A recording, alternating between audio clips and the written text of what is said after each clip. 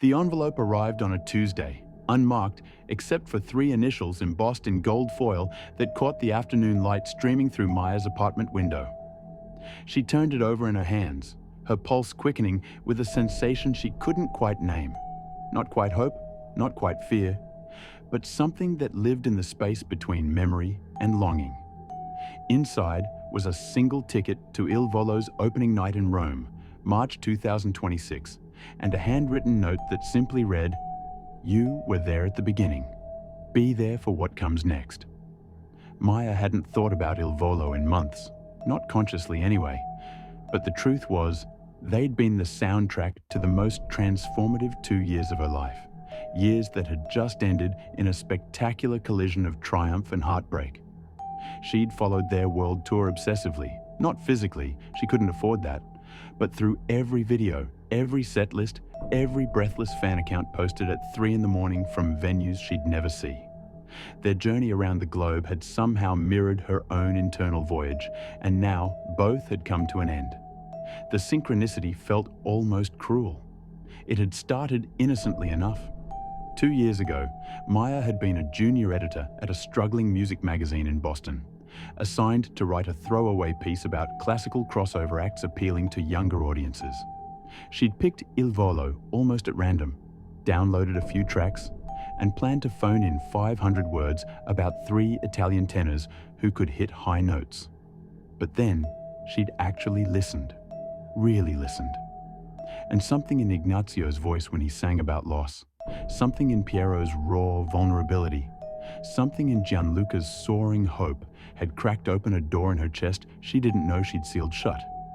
Her father had died 6 months before that assignment. A music professor who'd filled their home with opera and folk songs and jazz standards, who'd taught her that music wasn't just sound, but story, not just melody, but meaning. His death had been sudden, a heart attack that left her mother hollow-eyed, and Maya herself frozen in a grief so complete she couldn't even cry. She'd stopped listening to music entirely. The silence was easier, but Il Volo's voices had slipped through her defenses. She'd written the article in a single sitting, tears streaming down her face as she tried to articulate what it meant to hear beauty again after months of numbness. Her editor had called it the best thing she'd ever written and bumped it to the cover. Readers had responded with an avalanche of emails. People who'd also lost someone, who'd also forgotten how to feel, who'd also found their way back through 3 voices singing in perfect harmony. The magazine wanted more. Maya pitched a series, following Il Volo's world tour through the eyes of their fans, exploring how music bridges the gap between grief and healing, between isolation and connection. Her editor approved it with the caveat that she had to do it on a shoestring budget, which meant Maya would be tracking the tour remotely, building her narrative from interviews and secondhand accounts and the digital breadcrumbs fans scattered across the internet. For 2 years, Maya had lived and breathed Il Volo. She'd interviewed fans from Tokyo to Toronto, from Buenos Aires to Budapest. She'd spoken with a woman in Sydney who'd attended every Australian show with her late husband's ashes in a locket around her neck. A teenager in Mexico City who'd learned Italian just to understand the lyrics. A retired Marine in Chicago who'd discovered their music in a VA hospital and credited it with saving his life. Each story was unique, but they all circled back to the same truth. Il Volo's music had the power to make people feel less alone. Maya had never attended a concert herself, partly because of the budget constraints, but also because she'd convinced herself the distance was necessary for objectivity. Really, though, she was afraid that seeing them live would be too much, would break the careful equilibrium she'd constructed. She could handle their voices through headphones, could manage the emotion in controlled doses, but live, surrounded by thousands of people all feeling the same things, she wasn't sure she was ready for that kind of vulnerability. Her series had become a sensation.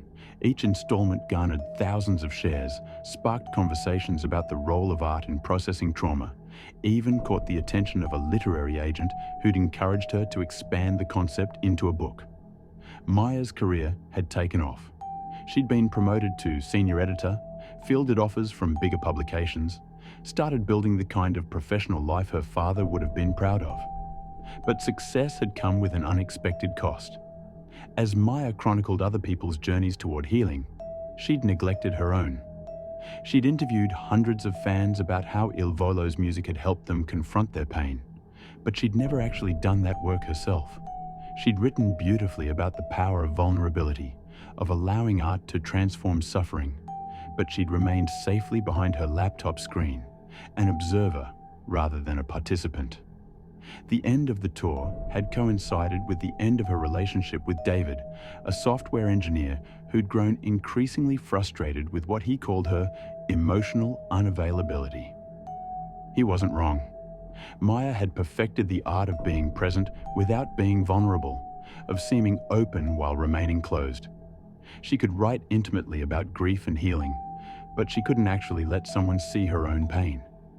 The breakup had been civil, even kind, which somehow made it worse.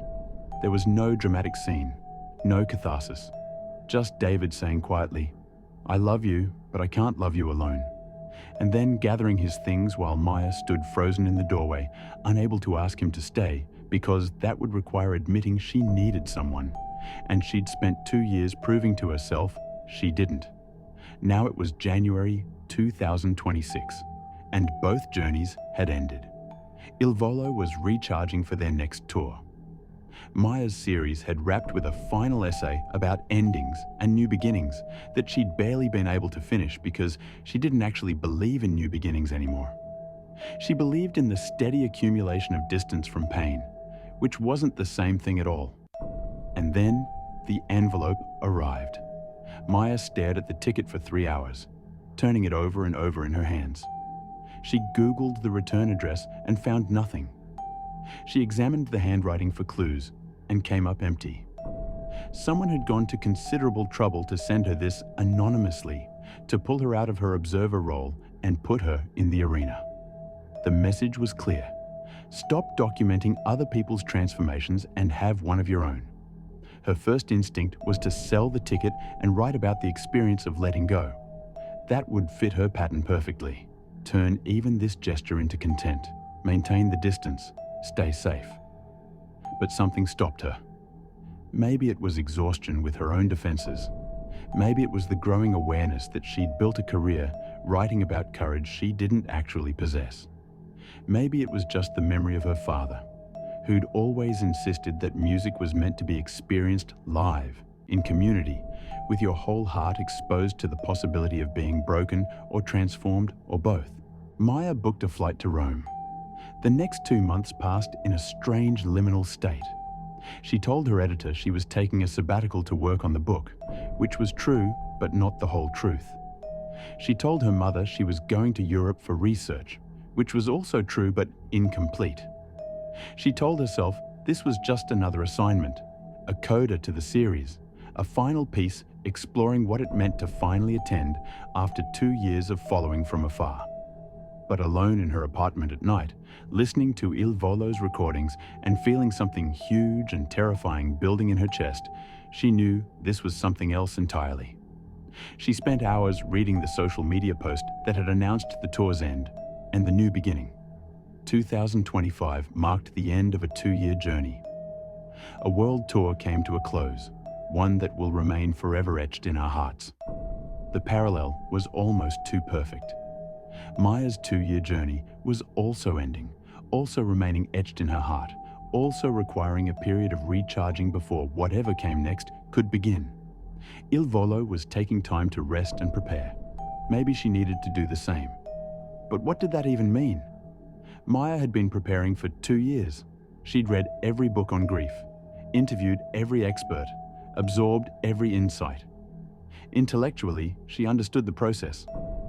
Emotionally, she'd remained stuck at the threshold, unable or unwilling to cross over into the messy, painful, necessary work of actually feeling everything she'd been documenting.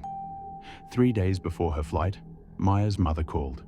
They hadn't spoken in weeks. Another relationship Maya had let atrophy through benign neglect. Her mother's voice sounded thin and far away, and Maya felt a rush of guilt so intense it was almost physical. "I've been cleaning out the garage," her mother said. "Found your father's old record collection. I thought maybe you'd want it." Maya's throat closed. "I don't know if I have room." A long pause. Then, "Maya, sweetheart, when are you going to stop running?" The question hung in the air. Maya wanted to say she wasn't running, that she'd been working and healing and building a life. But sitting in her half-empty apartment, surrounded by unpacked boxes from a move she'd made 4 months ago, preparing to fly to another continent to finally confront everything she'd been avoiding, the pretense seemed absurd. "I'm going to Rome," Maya said quietly, "to see Il Volo. Someone sent me a ticket." Another pause, and then her mother's voice came through, warm and full of something that sounded like hope. "Your father would have loved that. He always said you had to let music in completely, or not at all. He'd be so proud of what you've written, Maya, but he'd want you to stop writing about living and actually live." Maya cried then, properly, for the first time in 2 years. Not the controlled, photogenic tears she'd shed while writing her articles, but huge, racking sobs that left her gasping. Her mother stayed on the line, not offering platitudes or solutions, just presence. When Maya finally quieted, her mother said, "Bring me back a story. Not for your readers, just for me." The flight to Rome was uneventful until Maya found herself sitting next to an elderly Italian woman who, upon learning where Maya was headed, launched into a passionate monologue about Il Volo in rapid Italian that Maya could barely follow. But she didn't need to understand all the words to grasp the meaning. These 3 voices had given this woman something precious, some connection to her youth and her country, and the parts of herself she feared losing to age and distance and time. When they landed, the woman pressed a small medallion of Saint Cecilia, patron saint of music, into Maya's palm. "For your journey," she said in accented English, "may you find what you're looking for." Maya checked into a modest hotel near the venue and spent the day walking through Rome, letting the city's ancient beauty wash over her. She thought about all the people who'd stood where she was standing, all the generations who'd found solace in art and music and beauty when the world became too much. She thought about her father, who'd brought her mother here on their honeymoon and returned with stories about hearing opera in churches so old they'd witnessed the entire history of human joy and suffering. Concert day arrived cold and bright. Maya dressed carefully, though she wasn't sure why it mattered. She arrived at the venue hours early and watched the crowd gather, families and couples and solo attendees, young and old, from every conceivable background, all drawn together by the promise of 3 voices in harmony. She recognized the expression on their faces because she'd seen it hundreds of times in her interviews. Anticipation mixed with gratitude, mixed with the desperate hope that music might do what nothing else could. The lights dimmed, the crowd roared, and then 3 figures walked onto the stage, and Maya's careful defenses finally completely shattered.